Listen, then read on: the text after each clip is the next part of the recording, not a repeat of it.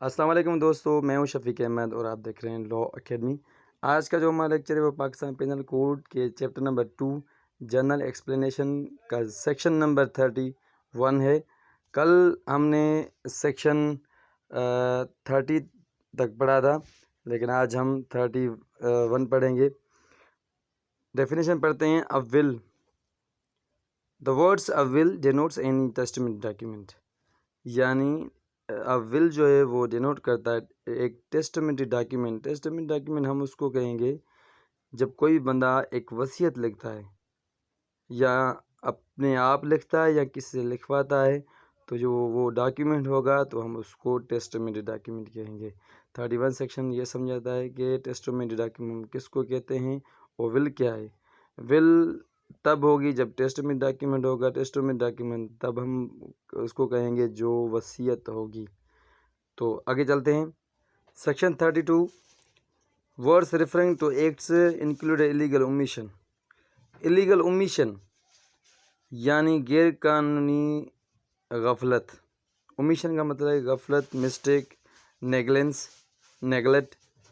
तो जब भी सेक्शन 32 ये समझ रहा है कि जब भी कोई एक्ट होगा, यानी जब भी कोई अमल होगा ऐसा जो लॉ के मुताबिक नहीं होगा, तो उसमें ज़रूर इलीगल ओमिशन शामिल होगी। मिसाल लेते हैं। अगर एक बंदा है, उसको ये ड्यूटी दी जाए कि ये मटेरियल है, इसकी तुम्हें सिक्योरिटी करनी है सारी रात, ठीक है, इसके हिसाब से तुम्हें मुआवजा मिलेगा, इसकी तुम्हें सिक्योरिटी करनी है, ठीक है, सारी रात। तो तुम्हें सोना नहीं है, ये चोरी हो गई या रॉबरी हो गई तो वो तुम्हें भरनी पड़ेगी, ठीक है। तो अभी वो क्या करता है, एक रात तो मुकम्मल सिक्योरिटी करता है, लेकिन दूसरी रात वो आधी रात सो जाता है, बंदे आते हैं, वो मटेरियल लेके चले जाते हैं, ठीक है, होगी। अब उसने क्या किया, एक्ट तो हुआ, वो चोरी करके गए, लेकिन इसकी इलीगल ओमिशन क्या थी कि वो सो गया, यानी उसने गफलत बरती, उसने गलती की, वो सो गया। तो यानी ये 32 सेक्शन हमें ये समझा रहा है कि जब भी कोई एक्ट होगा तो मैं उसमें इलीगल ओमिशन ज़रूर होगी, जैसे इसने ये किया, सो गया था।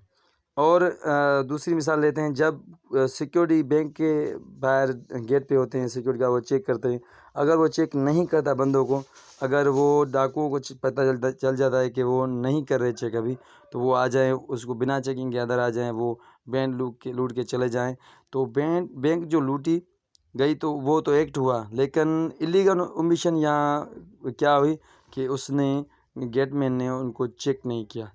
तो यहाँ भी ऐसे ही ये 32 ये समझा रहा है कि जहाँ भी एक्ट होगा वहाँ इलीगल ओमिशन भी होगी, उसमें इंक्लूड होगी।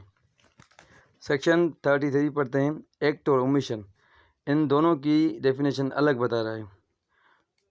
The word act denotes as well series of acts as single act, यानी सीरीज ऑफ दी एक्ट्स भी हो सकते हैं और एक भी हो सकता है, सिंगल भी हो सकता है। The word omission denotes as well as series of the omission as a single omission, यानी ओमिशन भी सीरीज़ में हो सकती हैं और सिंगल भी ओमिशन हो सकती है।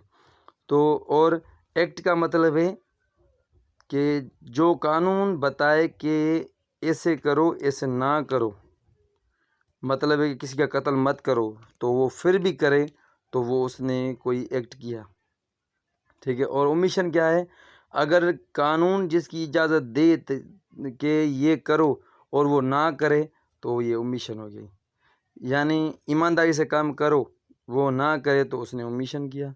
और ये कह रहा है कि और वो कहे कि ऐसे ना करो, किसी का मर्डर ना करो, कोई रॉबरी ना करो, तो फिर भी वो कहे करे तो ये एक्ट हो गया। यानी जिसकी लॉ इजाज़त दे करो और वो ना करे तो ओमिशन, अगर वो जिसकी लॉ इजाज़त ना दे कि ना करो तो वो करे तो वो एक्ट हो गया। ये था सेक्शन 33। आगे चलते हैं। Section 34, act done by several person in furtherance of the common intention. Common intention क्या होती है पहले ये समझें।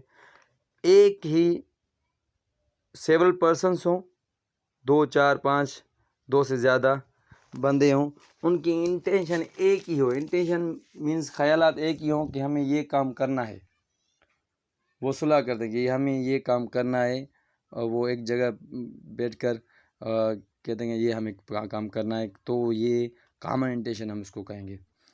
When a person act is done by several person, जब भी कोई एक काम क्रिमिनल एक्शन सेवरल पर्सन से किया जाए, इन furtherance of the common intention of all, यानी सबकी कॉमन इंटेंशन हो, यानी एक ही ख्याल हो, each such a person is liable for that act in the same manner as if it were done by him alone, यानी वो ऐसे समझा जाएगा कि उसने अलग अलग, उन्होंने एक ने अलग अलग वो अकेले काम किया है, तो उनको सज़ा भी हर एक को अलग अलग ही मिलेगी, यानी हर एक को एक ही सज़ा मिलेगी। सारों को जो ए को मिलेगी तो बी को मिलेगी, सी को वही मिलेगी। मिसाल लेते हैं, अगर कोई बंदा है वो कहता है कि फ़लाँ आदमी को मारना है, क्या आप मुझसे शामिल हो सकते हैं, मेरी मदद करें? तो वो क्या करेंगे, हाँ हम आपके साथ हैं। तीन बंदे हो गए और आ गए, 4 आ गए। तो अगर किसी ने एक ने ही मारा उसको और दूसरे खड़े हो गए, तो वो ही भी शामिल होंगे इसमें, क्योंकि उनका इंटेंशन था कि उसको मारें।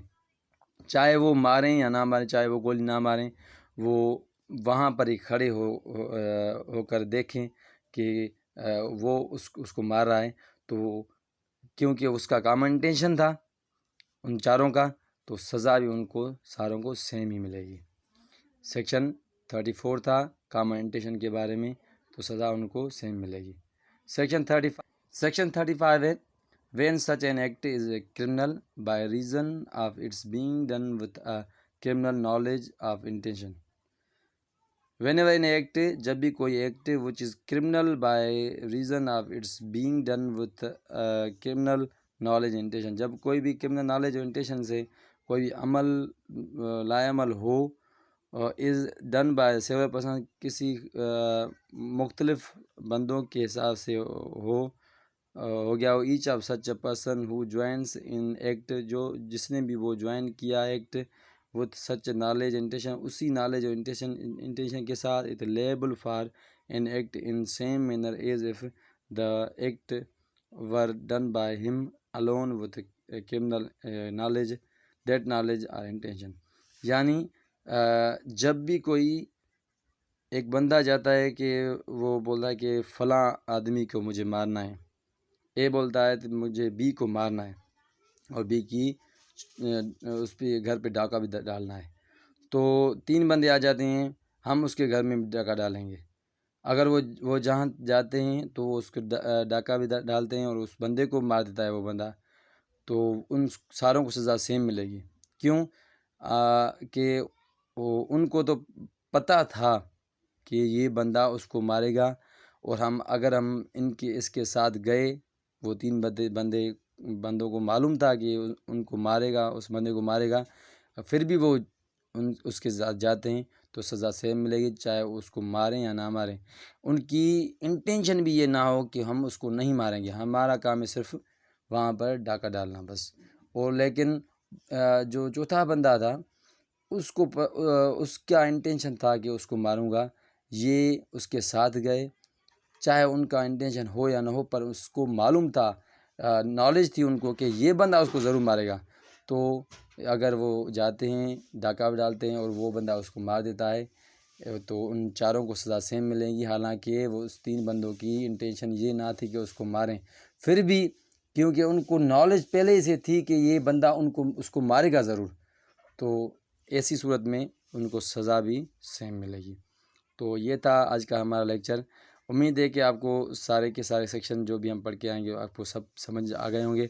अगर नहीं आए तो प्लीज़ आप कमेंट कर सकते हैं, और अगर मेरा लेक्चर आपको पसंद आया तो प्लीज़ अपने दोस्तों के साथ शेयर करें, मेरे चैनल को सब्सक्राइब करें, लाइक करें, और कमेंट बेल आइकन को ज़रूर दबाएं।